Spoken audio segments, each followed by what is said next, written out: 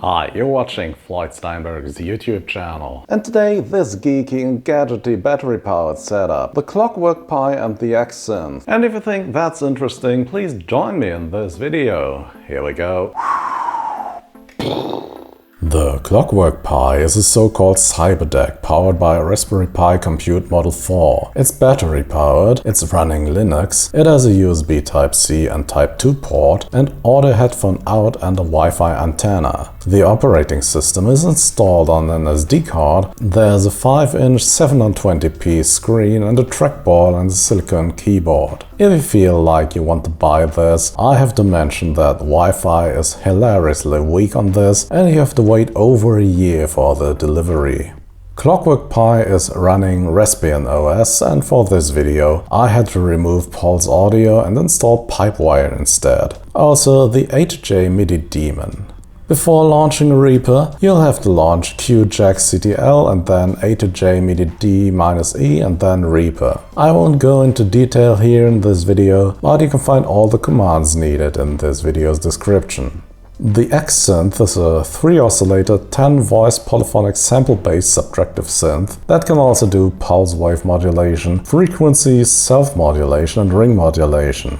It has 3 LFOs, 3 envelopes, 3 effect slots and an EQ, and 16 modulation matrix slots. The synthesizer is living in an aluminum enclosure that looks exactly like other MIDI controllers by this company, which might be a marketing problem. When I made a live stream some weeks ago, my viewers at first didn't know that the sounds actually came from the XSynth, because it looked just like one of the established MIDI controllers. The XSynth registers as both the MIDI and audio interface when connected to USB, so let's use it as a hardware plugin today.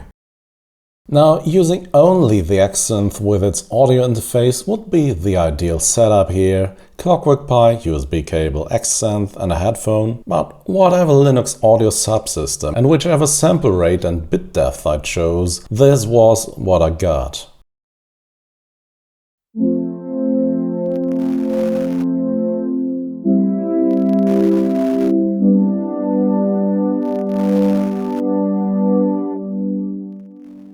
So I'll use this audio interface instead for this video.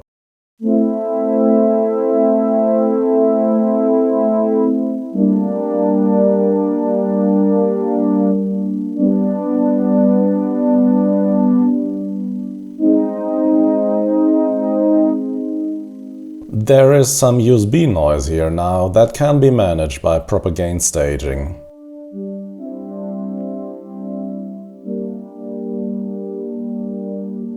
Right, let's listen to some XSynth patches.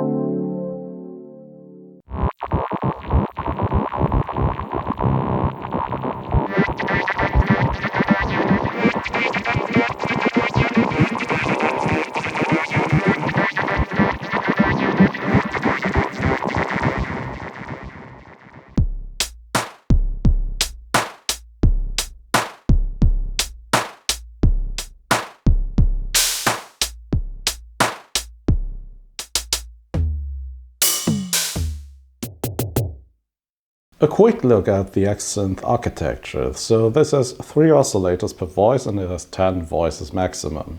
You can set up the oscillators with this button here, and then you can use the 4 encoders to, for example, select the wave. Let's use the pulse wave here. You can detune it.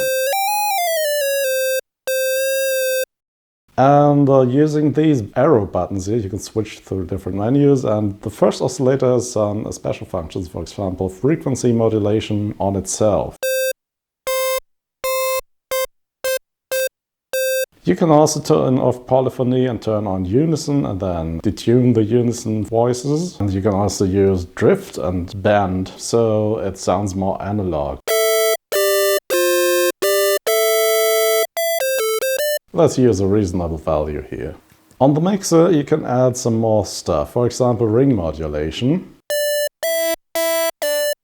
On the modulation matrix you have 16 entries to modulate your sounds. There is one other special function of oscillator 1 I want to show you here. So you can select as a source envelope and then destination pulse width modulation on the first oscillator. So it's only available on that oscillator.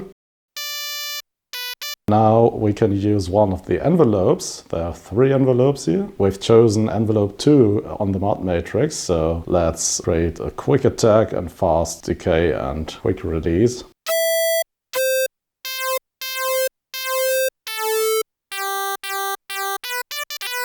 Let's do the same thing for frequency modulation. So on slot 4, let's select a source envelope 2 and then let's select frequency modulation as the destination.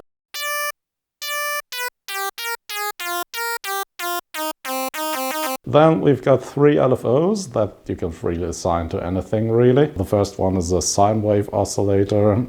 Let's assign this to pulse width modulation. So the source will be LFO1 and the destination will be pulse width modulation.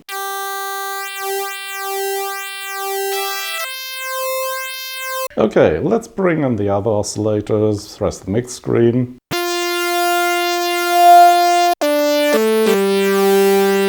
We want to detune the second oscillator a bit.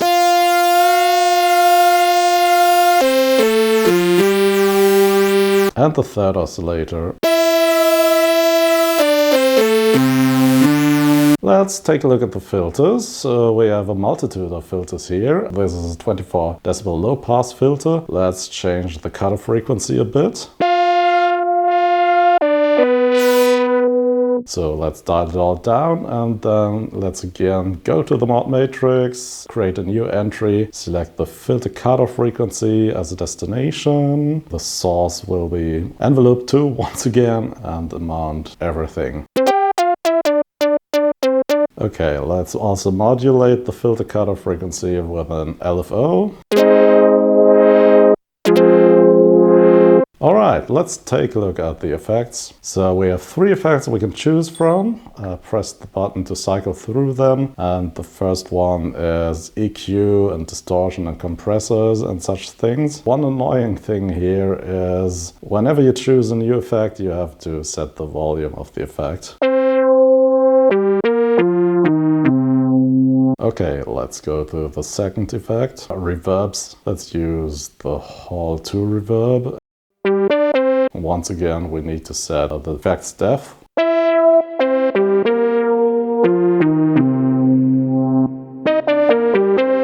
The third effect is chorus or delay.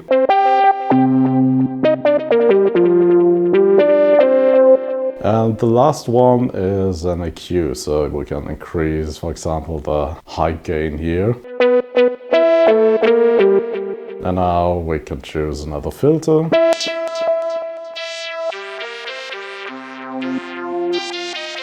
Let's change filter resonance.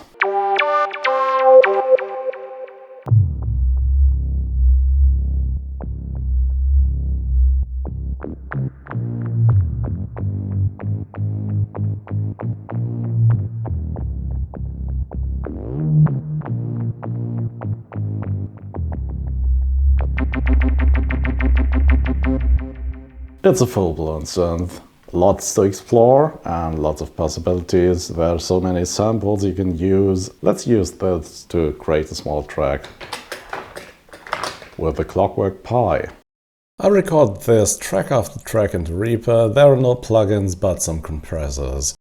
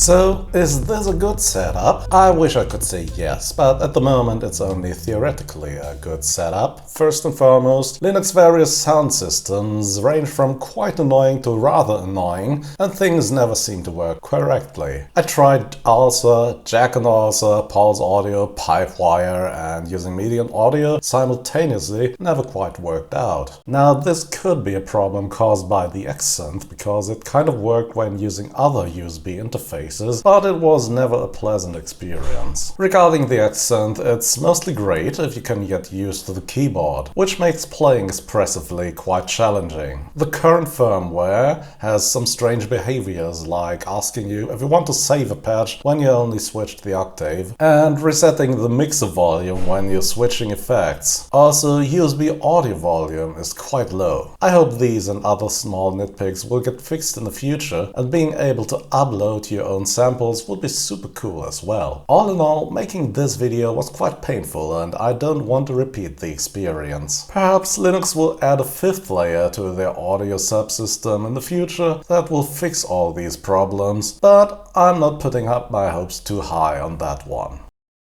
Yeah, and that's it for today. ClockworkPi, ESI XSynth. And it took so long to make this work. So if you think this was a good YouTube video, please do the YouTube thing. You can also support me on Patreon, become a channel member using the button under this video, or you can buy me a coffee with the super thanks button if you want to. None of this is mandatory though. As always, thanks for watching and see you again very soon. Bye bye.